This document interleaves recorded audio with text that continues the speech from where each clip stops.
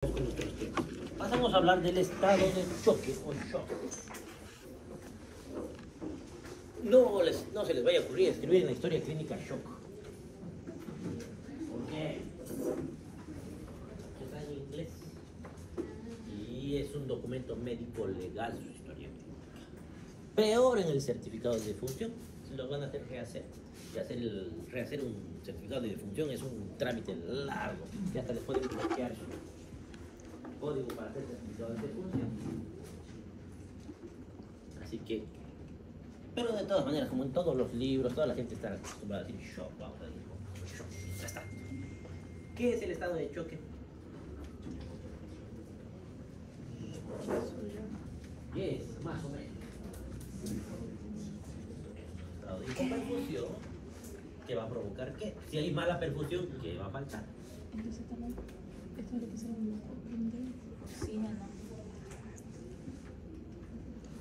Estado de perfusión, coma, entrega de oxígeno, juntamos entonces. Estado de perfusión y entrega de oxígeno, en realidad, inadecuada para las demandas metabólicas del organismo. Se parece un poquito a lo que es la insuficiencia cardíaca, pero aquí estamos hablando de la oxigenación más que todo. Que de mantenerse en el tiempo lleva a la falla multiorgánica y la muerte. ¿Por qué la falla multiorgánica? Porque los órganos dependen de la perfusión.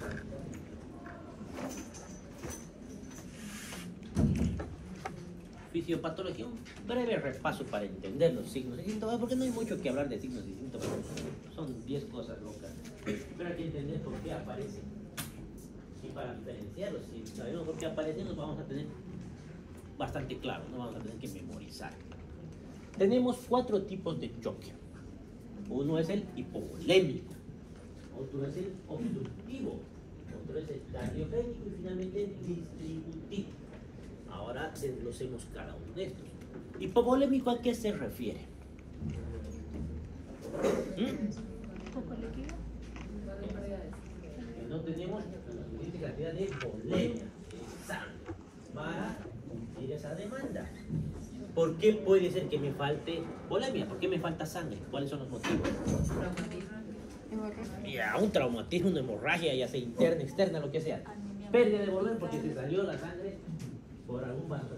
¿Qué otra causa? ¿Y si no hay hemorragia? ¿Anemia? No baja volumen de la anemia.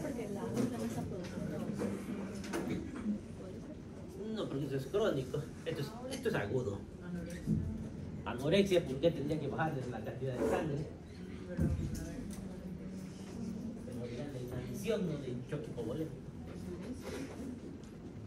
Que orine mucho, ya, puede ser. Bueno, no se me había ocurrido, pero está bien. Por ejemplo, en la diabetes insípida, ya puede ser. Otra causa, quemadura. ¿Por qué en la quemadura? Me quemo mi uñita, ¿qué me va a pasar? ¿O en qué quemadura? Extensas, ¿qué va a pasar en quemadura? ¿Por qué pierdo líquidos en la quemadura? Porque se pierde la barrera de la piel. Eso. ¿Qué más? Está bien. Algo más fácil. Vómitos persistentes. Ya. ¿Ah?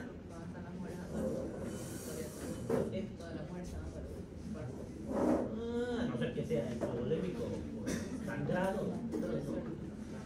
Diarreas, vómitos, por deshidratación, cualquier tipo de deshidratación. Puedo llegar a choque hipovolémico. Pero básicamente falta volemia. Y la volemia es líquido. No solamente es hemoglobina, es líquido. Entonces, si tengo una hemorragia o cualquier tipo de depresión de volumen, va a disminuir ¿qué? Mi precarga. Entonces, ¿qué es la precarga? La sangre que llega del corazón. Al disminuir la precarga, ¿qué va a pasar? Va a haber una disminución del volumen minuto. ¿Por qué va a disminuir mi volumen minuto? O sea, mi gasto cardíaco. Porque si no me llega sangre, pues no hay mucha sangre que depositar al resto del cuerpo. Entonces baja mi gasto cardíaco y por tanto baja mi transporte de oxígeno. Y por tanto entro en hipotensión. ¿Por qué en hipotensión? La presión arterial depende de qué. ¿Qué hace que tenga presión arterial? De la bomba, del corazón. Y al corazón va a mandar mi volumen. Entonces depende del volumen circulante. ¿Se acuerdan la diferencia entre presión y tensión arterial? ¿Cuál era la diferencia entre presión y tensión? Presión era la fuerza que ejerce el líquido sobre los vasos sanguíneos. ¿Y se acuerdan lo que era tensión arterial? La fuerza que ejerce. Entonces, a la fuerza del volumen sobre las paredes también ejercen una fuerza sobre el volumen, que era la resistencia vascular. Y esa resistencia vascular, ¿de qué depende? ¿Quién hace que haya resistencia? ¿Quién le da la fuerza para que hagan contracción y logren soportar ese volumen? El tono muscular de su arteria. ¿Qué más? De la capa muscular de la arteria, obviamente. ¿Qué más? ¿Y quién da ese tono? ¿Quién define cuál es ese tono? El simpático, parasimpático, ¿quién más? Y las catecolaminas ahí, ¿no? Entre ellos definen la resistencia vascular. Entonces, aquí lo que está bajando es el volumen en minutos. La resistencia está bien, está normal, pero no hay volumen, entonces esa resistencia se opone a poca fuerza y termina siendo vasoconstricción. Entonces eso me va a llevar la hipotensión, me va a llevar a una hipoperfusión sistémica, porque no hay sangre que llevar. Porque ¿qué hace el cuerpo en compensación? Si yo entro en choque, si disminuye mi volumen sanguíneo, ¿qué va a hacer el cuerpo por lógica para intentar compensar? Bombear más, eso me va a provocar taquicardia. Ya, está bien. Ya voy a activar mi sistema renina-angiotensina. Pero ¿por qué se hace todo esto? ¿Quién es el que no puede estar nunca sin flujo sanguíneo? El corazón no importa tanto. Hay otro más importante. El cerebro. Ya luego del cerebro viene corazón, riñones, lo que quiera, hígado. Pero primero es el cerebro. ¿Y cómo me voy a asegurar, si tengo poca sangre, de que le llegue sangre al cerebro? Mi prioridad es el cerebro. Tengo poca sangre disponible. ¿Qué hago para que no le falte al cerebro? Vasoconstricción. ¿Dónde? Si hago vasoconstricción, ¿le va a faltar al cerebro? ¿O cómo es la vasoconstricción? Periférica. Y vasodilatación central, que es básicamente lo que hacen las catecolaminas. ¿Cuáles son las catecolaminas? Todas son lo mismo, por si acaso. Se le quita una molécula y se convierte una en la otra y en la otra y como cascada. Son lo mismo. Entonces, cuando hago vasoconstricción periférica, ¿qué está sucediendo? Bueno, le llega sangre al cerebro con la poca sangre que tengo. Estoy distribuyendo mi sangre. ¿Y quién se va a quedar sin sangre? O por lo menos con poca sangre. La periferia. ¿Y quién está en la periferia? Las extremidades. Más que todo, la piel, el tejido celular. Los primeros en caer, luego van cayendo de a poquito. Incluso los órganos plásticos van cayendo su volumen. Entonces, ¿eso qué me va a provocar? No estamos hablando de isquemia a nivel necrosis todavía. Estamos hablando de que tiene una disminución de choque, no hay isquemia tipo necrosis. Entonces, ¿qué me va a pasar a los tejidos? Cuando no le llega la sangre, ¿qué le va a pasar a este tejido? Va a estar pálido, diagnóstico si quieren, ¿qué más va a tener este tejido? No se va a morir. Antes de morirse, ¿qué va a hacer? Si necesita energía, va a cambiar algo para seguir teniendo energía y seguir vivo ese tejido. ¿Cómo voy a asegurarme de que siga vivo esa célula? Voy a cambiar mi metabolismo a nivel periférico. ¿Qué voy a cambiar? Mi ciclo de Krebs. ¿Qué va a cambiar? El ciclo. Ácido láctico anaerobio. El aerobio va a pasar a ser anaerobio. Y eso me va a dar una factura. ¿Cuál va a ser la factura? El ácido láctico, que posteriormente me va a bloquear mis catecolaminas. Voy a entrar en el círculo vicioso. Pero mientras tanto estoy compensando así. Entonces tengo una hipoperfusión sistémica, dice. Casi todo el cuerpo está sufriendo para mantener al cerebro. Y eso me va a llevar a una falla multiorgánica. ¿De qué? ¿A qué se refiere con falla multiorgánica? Si hago más vasoconstricción, no está funcionando y hago más vasoconstricción, ¿quién va a ir sufriendo? Ya no solamente la piel, ahí los riñones, ¿qué les va a pasar? Si no hay volumen, porque el riñón funciona con flujos y con volumen constante, el riñón va a dejar de funcionar y por tanto el paciente va a dejar de ¿qué? De producir eritropoyetina. No, eso no está rápido. ¿Qué es lo primero que va a pasar? ¿Cómo me voy a dar cuenta que mi paciente está entrando en falla renal? No orina. No orina. Ah, no orina. No va a orinar, pa. ¿Y qué va a pasar con la orina? Va a disminuir el flujo. Por eso se van a dar cuenta que todos los pacientes graves, todos tienen sondas vesicales y todos están mirando en la bolsa como si fuera oro. Y lo es, porque tenemos que controlar cada hora, incluso cómo está orinando. Y escuchan ahí a los médicos, ¿cómo está orinando el paciente? Le dicen, no dicen a la licenciada. Porque hay que estar controlando cada minuto y hay que saber el volumen. Ahí no nos importa. ¿Cuánto es la diuresis de un paciente normalmente? O sea, voy a esperar un día para saber si está orinando. Entonces, ¿cómo puedo calcular? Por hora, kilogramo peso hora, que es 1 ml kilogramo peso hora. Ahí me estoy fijando qué tanto estoy orinando. Porque si veo que disminuye esa diuresis, estoy entrando en falla renal. ¿Qué otras cosas más empiezan a claudicar? Hígado. El hígado entra en una insuficiencia hepática. ¿Y el hígado qué produce? La albúmina no va a caer de un día a otro. Sí, ¿qué puede caer primero? Los factores de coagulación. ¿Y qué más produce el hígado? ¿Ah? Tampoco, bueno, sí puede estar histérico el paciente, puede ser bastante rápido. ¿Qué más? Está histérico, va a empezar a alterarse su coagulación. ¿Qué más le va a pasar? ¿Qué más produce el hígado? Pero eso va a tardar. Bueno, si dejo de producir albúmina ahorita, pero todavía tengo albúmina circulando, van a tardar unos días en bajar esa albúmina. ¿Qué más? ¿Dónde se realiza la gluconeogénesis? ¿Qué es la gluconeogénesis? Entonces, ¿qué le va a pasar a mi paciente? ¿Qué le va a disminuir al paciente? ¿Qué le va a bajar? La glucosa. Si está en insuficiencia hepática, pues va a pasar a ser hipoglicemia. Y así sucesivamente. Y si el cerebro más falla, ¿qué le va a pasar a ese paciente? No, antes. ¿Cómo me voy a dar cuenta que está comenzando a fallar el cerebro? No llega la sangre, empieza a alterarse la conciencia, está más somnoliento. Y finalmente la muerte. Pasamos al obstructivo, el choque obstructivo. El choque obstructivo se refiere a dos cosas principalmente: al taponamiento cardíaco y al neumotórax atención. No es el neumotórax normal, atención. ¿Se acuerdan? Hemos llevado los dos. ¿Qué era el taponamiento cardíaco?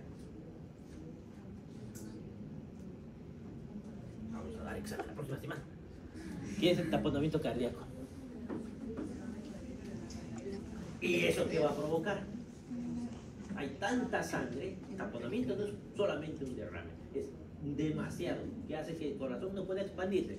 Por tanto, se va a ver alterada la diástole. La diástole está disminuida. Y si no hago una buena diástole, no voy a tener una buena síndrome, no hay de dónde mandar sangre.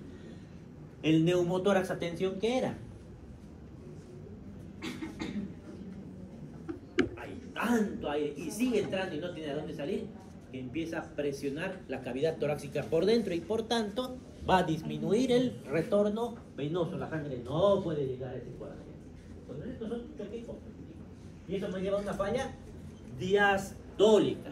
No se llena ese corazón, lo cual me va a llevar a una disminución del gasto cardíaco, disminución del transporte de oxígeno, hipotensión y toda la secuencia que ya hemos visto en el anterior. Pero han visto que el mecanismo inicial es diferente. En uno era la precarga, aquí es parecido, pero en la falla diastólica no puede llenarse este. Choque cardiogénico. ¿Qué es un choque cardiogénico?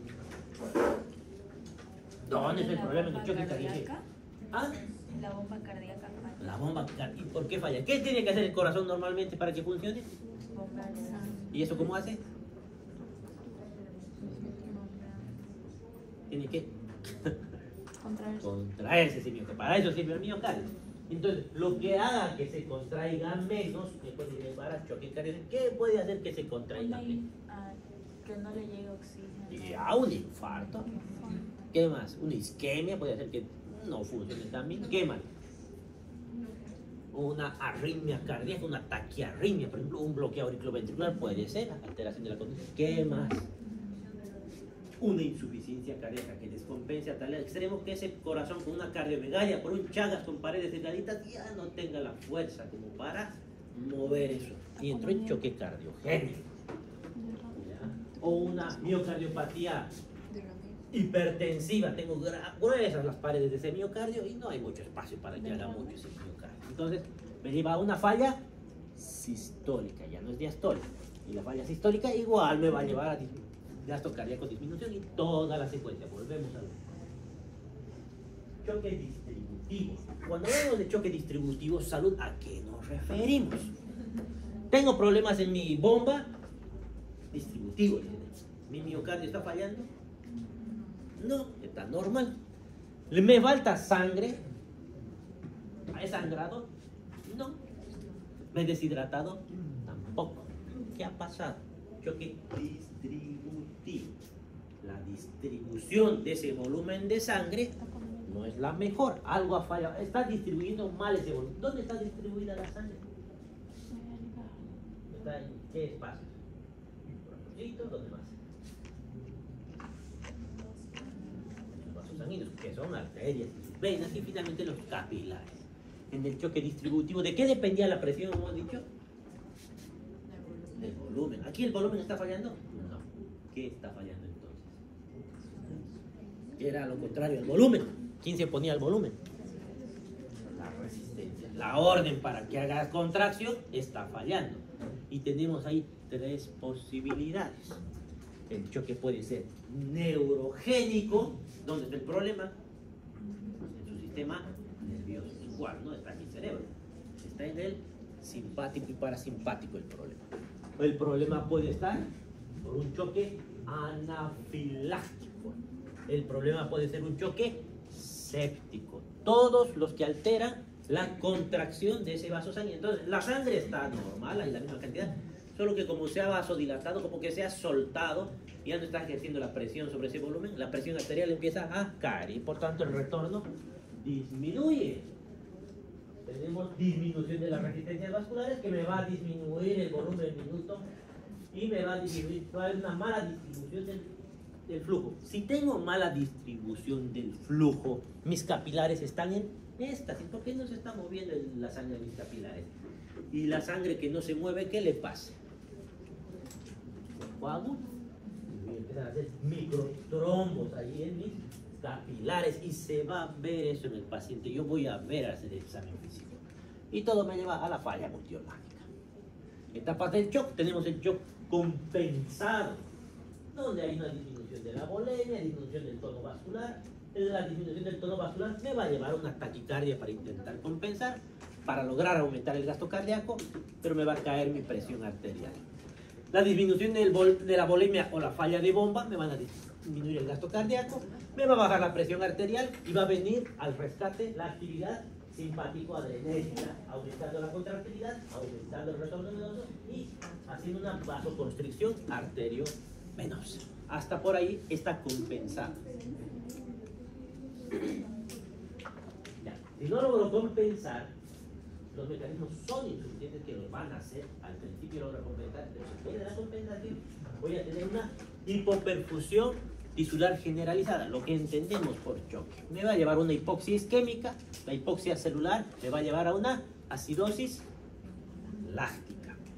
Esa acidosis láctica me va a bloquear mis catecolaminas que no funcionan en un estado acidótico. Va a dejar de haber la vasoconstricción, lo cual me va a llevar a una autólisis. ¿Qué se llama la autólisis? Tiene otro nombre. Apoptosis. Va a haber una apoptosis, una éstasis capilar. La éstasis me va a llevar a coagulación y edema intersticial. Eso. Clasificación del choque. Tenemos el choque hipovolémico, el obstructivo, el distributivo y el cardiogénico. El distributivo hemos dicho que se divide en neurogénico, en anafiláctico, en séptico. Y el choque hipovolémico en hemorrágico y en no hemorrágico. El no hemorrágico, lo ya me dijeron ustedes, es por deshidratación.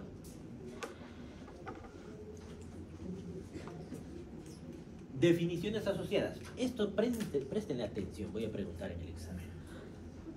Porque muchas veces yo he sido estudiante, leemos esto suena complicado, no creo que pregunten, no me importa tanto. Esto es lo más importante de este tema. Este es un cuadro pequeñito, lo más importante del tema que tienen que saber. Les va a ayudar a manejar a los pacientes. Y son el síndrome de respuesta inflamatoria sistémica. ¿Qué es el síndrome de respuesta inflamatoria sistémica? Estamos hablando de un paciente ya sufrido una inflamación, la cascada inflamatoria se ha activado por algún motivo, por ejemplo una pancreatitis y hay una respuesta inflamatoria a esa pancreatitis, pero por algún motivo se exagera esta respuesta y se generaliza a todo el cuerpo y pierde el control del cuerpo. En vez de estar solamente inflamado mi páncreas, todo mi cuerpo empieza a inflamarse como si fuera una enfermedad autoinmune más o menos. A eso se le llama SIRS, pero no hay una infección, no se ha comprobado infección todavía. Entonces, no es obligatorio que tengan una infección para tener SIRS. Los cirujanos son los que más conocen SIRS. Aquí tengo dos criterios de estos que tienen que cumplirse: que mi temperatura esté más de 38 o menos de 36 grados, que mi frecuencia cardíaca esté más de 90 por minuto, que mi frecuencia respiratoria esté más de 20 o que mi PCO2 esté menos de 32. ¿Y de dónde saco la PCO2? Gasometría. Necesito una gasometría. ¿De qué parte saco la gasometría? Arterial. Una leucocitosis de más de 12.000 o una leucopenia de menos de 4.000. O finalmente presencia del 10% de formas inmaduras. ¿Quiénes son las formas inmaduras? Los Neutrófilos. no. Los callados, que son parte de los neutrófilos. Eso me dice que hay SIRS.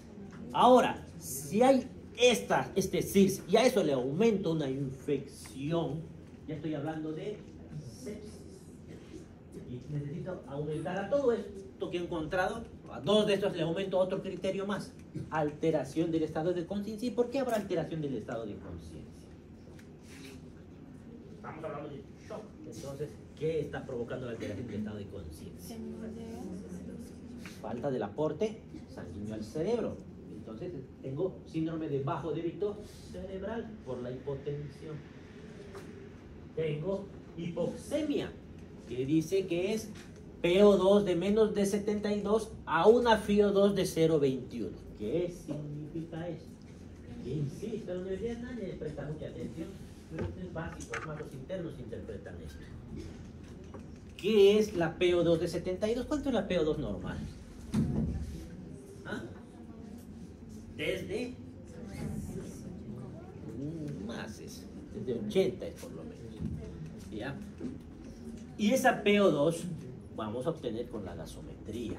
¿Y qué será a FiO2 de 0.21? ¿Qué significa? Eso es el 21%. ¿Qué significa eso? Significa que cuando yo le echo la gasometría al paciente, me ha salido PO2 de 72. Pero ¿en qué condiciones estaba el paciente? Por ejemplo, ustedes en este momento, les saco gasometría y me sale 72. ¿Por qué dice a 21%? ¿Quiénes están a 21%? Todos ustedes en este momento. ¿Por qué? Eso, el oxígeno que hay en el ambiente es el 21%. Eso es FiO2 de 21%. Y si viajo a La Paz, ¿cuánto va a ser? ¿Cuánto menos? ¿Están seguros? Cero. ¿Están seguros de eso? Entonces en el Himalaya, ¿cuánto será? Sí, no creo. ¿Y en el avión? Bueno, un avión que no esté con presión. Menos, todavía ni menos 5. En otras, ¿verdad? No, en el Himalaya es igual 21%, el oxígeno es igual en todo el mundo, a toda altura. Entonces, ¿por qué les falta el aire cuando van a la altura? Ah, la presión parcial del oxígeno disminuye. La presión que hace que ese oxígeno entre y haga su hematosis. Esa es la que va a disminuir. Por eso va a ser un poquito más dificultoso, que hay reacciones que compensan eso. Entonces, ¿esto qué significa? Que mi paciente le he sacado sangre así. Y esto puede cambiar, porque tengo que anotar. Si es obvio que entra al 21%, por aquí lo anoto. Porque probablemente mi paciente tenga otra FiO2 y no sea 21. ¿Por qué? ¿Qué puede hacer que no tenga 21% de FiO2? Ah, que le estén poniendo ¿qué? Oxígeno. Ahora, el oxígeno, ¿cómo se los ponen a los pacientes? Ah, puede ser por bigotera, por mascarilla, por Venturi, mascarilla con bolsa de recaptación, intubado conectado al ventilador mecánico. va a cambiar mi FiO2. Y eso tienen que saber cómo cambia. Si tiene bigotera, ¿cuánto va a cambiar? Depende a cuántos litros está entrando por minuto. Litros, no son libras. Libras sale de la pared o del tubo. Y el aparato convierte a litros para disminuir la presión. Esos litros, ¿cómo van a ser? Si tengo una mascarilla con 1 litro de oxígeno, va a aumentar 3. Por tanto, en vez de 21, ¿cuánto voy a tener? Un litrito. 24. De ahí para adelante aumenta 2. Si tengo 2 litros, ¿a cuánto va a aumentar? A 20. Y si tengo 3 litros, a 20. Y así sucede. No, pero no hay un... No es hasta el infinito y más allá. No voy a llegar a 100% como en bigotera. Hasta 35, 40 llegaré. No llego más. Necesito, para aumentar más FiO2, necesito ya algo como mascarilla. O si no, mi Venturi, que es de alta presión. O si no, intubar al paciente. Intubado puedo llegar a 100%. ¿Y para qué le ponen bolsita? Algunos pacientes tienen su bolsita ahí. ¿Para qué se la ponen la bolsita? El PCO2 está bajando, ahí va a circular mi PCO2 y va a hacer que no baje tanto, va a compensar mi PCO2. ¿Y por qué es importante anotar todo esto? Su PO2 y su PO2. Significa que cuando vayan a sacar una gasometría, sí o sí tienen que anotar cómo están sacando la gasometría. El paciente está con oxígeno, sin oxígeno, o con cuánto de FiO2 tienen que calcular. Algunos, como no saben calcular, le sacan el oxígeno y le sacan la gasometría. Pueden hacer, pero no todos los pacientes van a tolerar estar sin oxígeno mucho tiempo. Algunos se ponen taquipnéicos porque tardan en sacar una enzima de que tarda en sacar unos 5 minutos. Porque de aquí va a salir mi PAFI, que más adelante vamos a ver qué significa PAFI, porque más adelante avisa.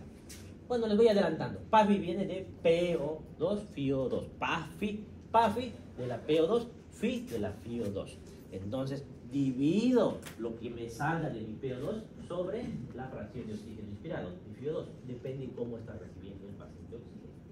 Me va a dar un valor que vamos a ver más adelante. Si a esto también tiene lactato plasmático aumentado, el lactato me está diciendo que hay una vasoconstricción periférica.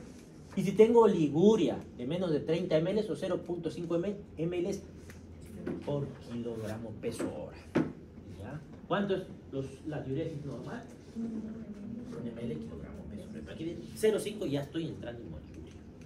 Sepsis severa. Todo eso, esa sepsis se complica con disfunción orgánica terminal manifiesta, con alteración del estado mental, que hemos dicho por qué se altera el estado mental, por bajo débito cerebral por falta de oxígeno. Episodio de hipotensión, creatinina plasmática aumentada, está subiendo mi creatinina porque no hay un flujo adecuado, ese riñón está fallando porque necesito un flujo constante. Evidencia de SID. Si el flujo no es el adecuado en los capilares, empiezo a hacer coagulación. Y la coagulación se va a gastar los factores de coagulación. Y voy a hacer una coagulación intravascular inseminada. Voy a empezar a coagular por todo lado de mi cuerpo. Y si me coagulo por todo lado, voy a sangrar. Pero no estoy coagulando, estoy sangrando. Coagulando en lugares que no debería. El resto del cuerpo va a empezar a presentar hematomas. Sangro en algunos lugares, me coagulo en otros lugares. Por falla de los factores de coagulación. Choque séptico. Todo lo que hemos dicho, falla circulatoria aguda, con hipotensión arterial persistente e hipoperfusión tisular, y mi lactato va a estar demostrado con más de 4 de lactato en mi gasometría. Síndrome de disfunción orgánica múltiple, función alterada de los órganos en pacientes gravemente enfermos cuya homeostasis no puede mantenerse sin intervención terapéutica. ¿Y qué será la intervención terapéutica? Ustedes, ¿qué harían si cae la presión de mi paciente? Deja de orinar, ¿qué le van a hacer? No están haciendo nada. Y mataron a mi paciente. ¿Qué hacen? Pues está entrando en hipotensión, oliguria, ¿qué hacemos? No queremos que se muera. Si le pongo, depende. Si el choque es por hipovolemia, pues con líquidos iramos bien. ¿Y si es cardiogénico? Adrenalina. Y más o menos. Más o menos. No, la adrenalina mejor. O dopamina. La adrenalina es muy agresiva para el corazón. Puede provocar una taquicardia supraventricular, fibrilación ventricular. A no ser que esté entrando en paro. Ahí sí, no me queda otra. Tengo que usar líquidos, en algunos casos, en otros no. Por ejemplo, en el choque cardiogénico, si le ponen líquido, va a empeorar. Vasoactivos, ahí necesitan adrenalina, noradrenalina, dopamina, si quieren, dobutamina, todo eso. Lesión pulmonar aguda, y para esto se ve nuestra PAFI. Oxigenación anormal con gradiente de PO2, FiO2, o sea, la PAFI menos de 300. Cuando saquen con su calculadora, va a salir menos de 300. Ejemplo, si tengo un paciente que tiene una PO2 de 50, así no hay oxígeno, porque no hay, se acabó. ¿Cuánto tiene de PAFI? 50 dividido entre 21, ¿cuánto sale?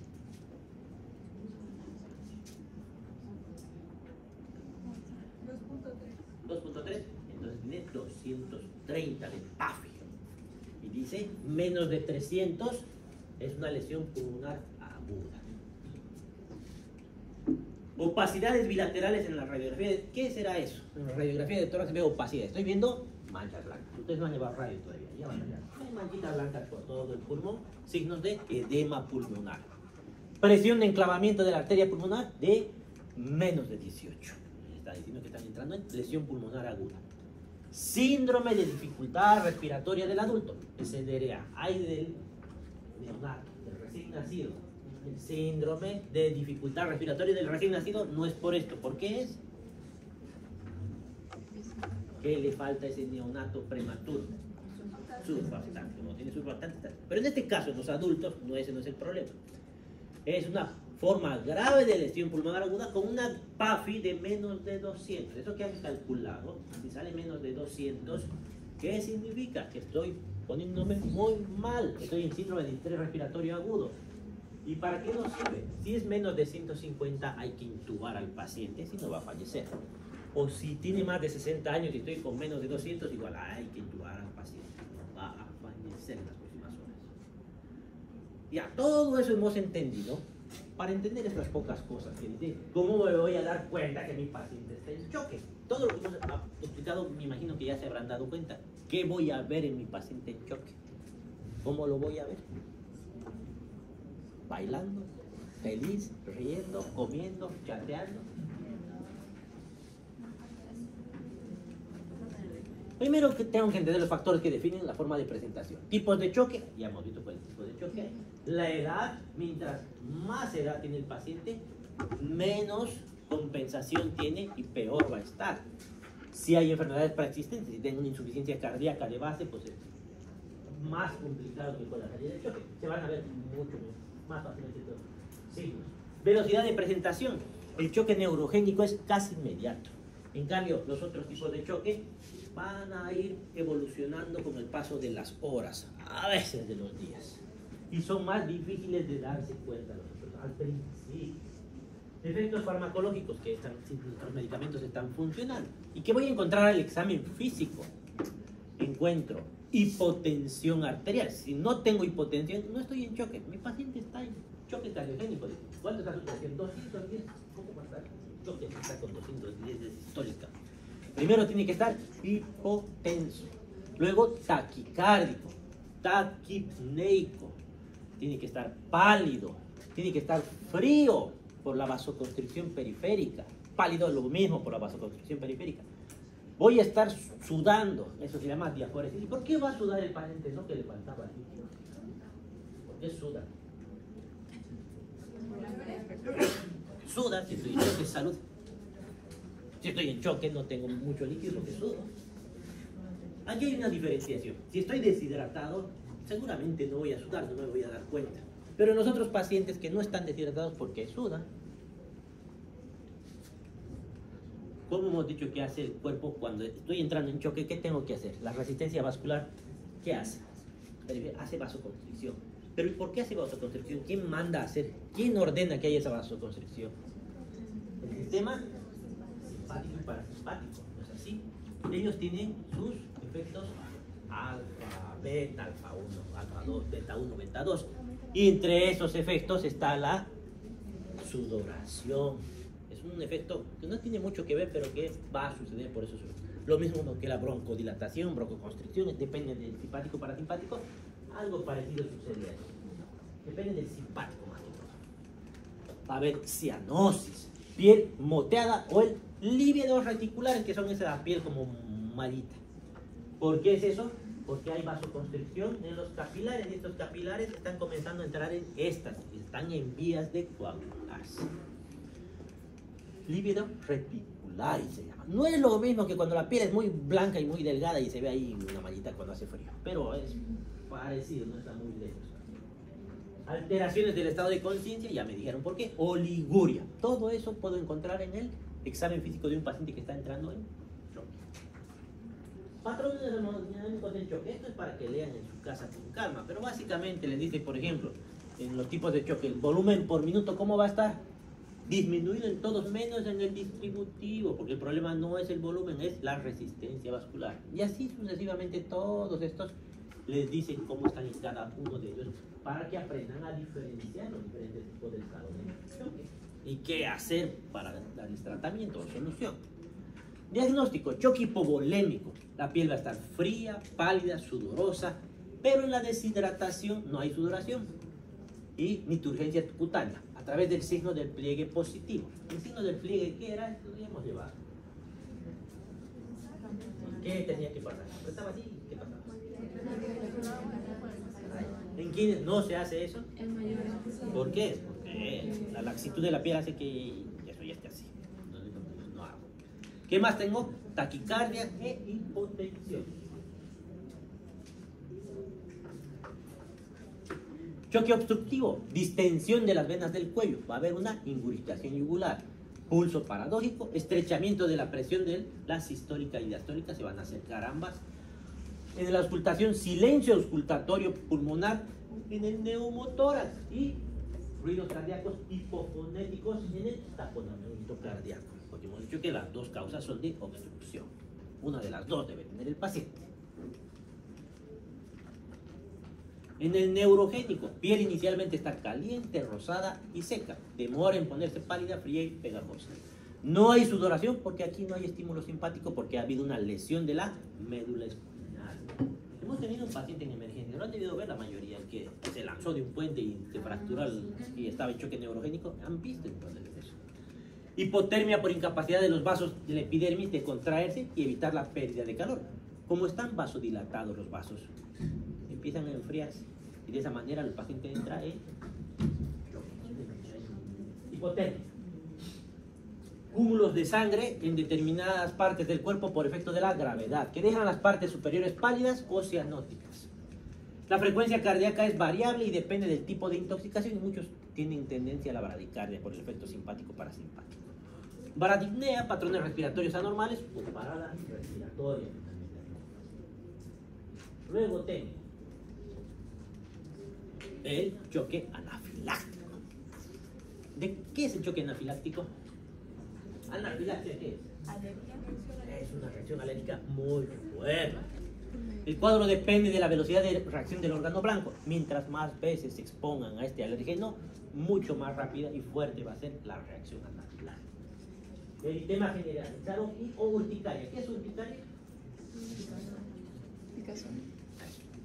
Eritema de mucosas. En la laringe va a haber el estridor laringeo, tráquea y árbol bronquial, puede haber broncoespasmo a través de sibilancias, roncus, eventualmente en los alveolos puede haber líquido, y ahí escuchamos los répitos, petequias por formación de microtrombos, cólicos abdominales, vómitos o diarrea. ¿Por qué habrá todo esto?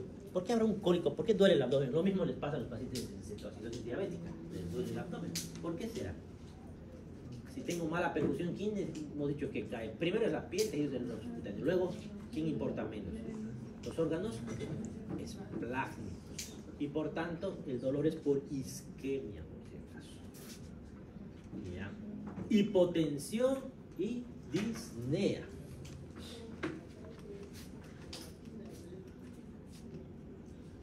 Choque séptico.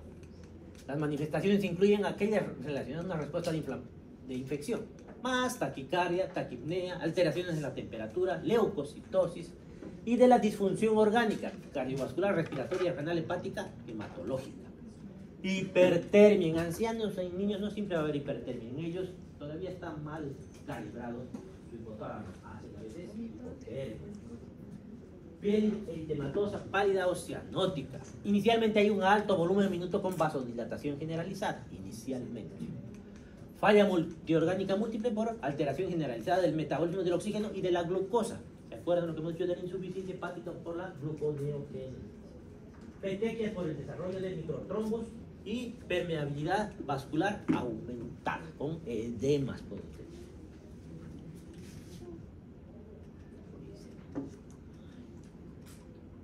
choque cardiogénico. ¿Quién puede producir choque cardiogénico? Ya hemos dicho hace rato, el infarto miocardio. Voy a tener disnea, tos productiva con esputo rosado. ¿Por qué rosado? Estoy entrando en edema agudo de pulmón. Piel fría y sudorosa y cenótica, hipotensión. Yo pensé que ya habíamos acabado y ya estaba feliz, pero no. Todavía tenemos un tema muy corto. El tromboembolismo pulmonar. ¿Qué es el tromboembolismo pulmonar? Es una oclusión de la vasculatura pulmonar por un émbolo. ¿Qué puede provocar un émbolo? Un trombo, aire, émbolos sépticos, pedazos de médula ósea. Si hablamos de pedazos de médula ósea, estamos hablando de un paciente que ya tiene una fractura, por ejemplo, importante, como la fractura de cadera o de fémur. Cemento de artroplastía, líquido amniótico o tumores. Todos esos pueden llevarme al TEP. Hemos tenido un paciente con TEP el otro día. Creo que han visto mis alumnos, pero no lo hemos interpretado como TEP. Estaba interpretado como infarto. Factores predisponentes. Condiciones clínicas. La edad. Mientras mayor es el adulto, más probabilidad de que haga TEP. Masa corporal aumentada. Mientras más obeso, más probabilidad de TEP. Inmovilización, traumatismos, cirugías pelvianas, insuficiencia cardíaca, sepsis, parto, puerperio, uso de estrógenos, los anticonceptivos orales, por si acaso, pueden producir TEP. Neoplasias, tabaquismo marcado, hipertensión arterial, condiciones sanguíneas, resistencia a la proteína C reactiva activada, hiperhomocisteinemia, deficiencia de antitromina 3 y proteína S, anticuerpos fosfolipídicos, como en el síndrome fosfolipídico, anticoagulismo antilopídico en las pacientes lúpicas. Frecuencia, por ejemplo, 5% de hernioplastías pueden tener un TEP. ¿Qué es una hernioplastia? Han llevado cirugía, así que saben. ¿Cuándo van a dar examen de cirugía? Sabemos historia de la cirugía. ¿Qué es una hernia? Es una protrusión. Casi, pero ¿y lo demás? Es una protrusión salida a espacio donde El no debería. contenido de un De la sale cavidad del a través de una debilidad, un orificio natural. ¿Qué es eventración? Por un orificio. Yo les enseñaba otra vez, así que no me la Por echaron. un orificio quirúrgico. Es lo mismo, pero a través de una herida quirúrgica, ya no es una Entonces, ¿qué es una hernioplastia? Bueno, toda esa cosa que ha sucedido, se la corren, no se la sacan, no le van a sacar la hernia. ¿Qué hacen? Pues la hernia es lo que está allá adentro, ¿no? Meten su contenido, suturo el hueco. Si no sirve porque es muy débil, se va a volver a abrir, le pongo una malla de marlin. Si no sirve, porque a veces no sirve, le saco un pedazo de dura madre y le pongo ahí un parche, lo que sea que vaya a hacer para corregir su hernia. Eso. Ese porcentaje tiene la hernioplastia porque generalmente son pacientes obesos, ¿no? Y son pacientes de tercera edad, generalmente, no todos. 15 a 30% cirugía mayor abdominal, 50 a 75% fractura de cadera. Entonces, de todos mis TEPs, la mayoría son por fractura de cadera. Si no interpretar con que estos van a ser TEP. Ahí tenemos la triada de Bicho, que dice que hay una lesión endotelial más un estado de hipercoagulabilidad más flujo sanguíneo anormal, me va a llevar a la trombosis. La triada de Bicho. 90% en trombosis venosas profundas, significa que tienen varices que no se ven, ellos tienen las triadas de Bicho. ¿Y cómo se hace el diagnóstico? Con tomografía, es lo más eficiente, tomografía contrastada y ahí está el trombo. Alto riesgo masivo. Si tengo un TEP masivo, tengo una mortalidad del 15% para arriba. Riesgo moderado, con compromiso del ventrículo derecho, una mortalidad del 3 al 15%. Y no de alto riesgo o bajo riesgo, cuando el TEP no es masivo y tiene una mortalidad menor al 1%. ¿Y con qué se hace el tratamiento del TEP? Anticoagulantes. Hacen gotear a perfusión continua heparina. Manifestaciones clínicas. ¿Cómo me voy a dar cuenta que mi paciente tiene TEP? Depende del tamaño del émbolo, pero básicamente tengo que encontrar disnea súbita, porque un pedazo de mi pulmón dejó de funcionar, pues. Entonces tengo disnea súbita, taquipnea, ansiedad, diaforesis, tos, dolor torácico tipo pleurítico, porque en el TEP empieza a haber inflamación de la pleura, síncope o angor pec. Más que todo, disnea. Taquipnea va acompañada de la disnea.